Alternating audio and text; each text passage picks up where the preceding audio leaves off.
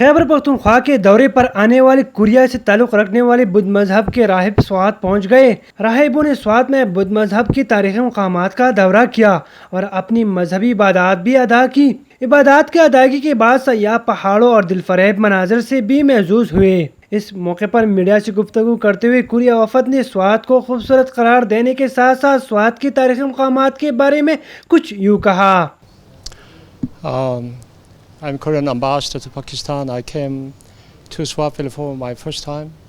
Was the Korean Buddhist pilgrim and the researchers, and this morning we took around some Gandhara historical sites, including Paktara and also Swat Museum.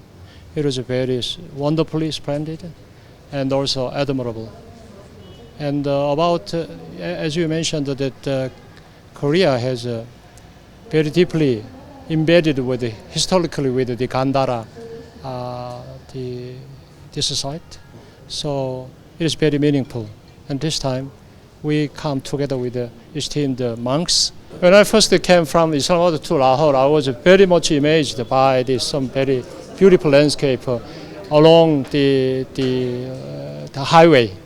But this morning I went to the Swat Valley. It's much more beautiful and much more peaceful.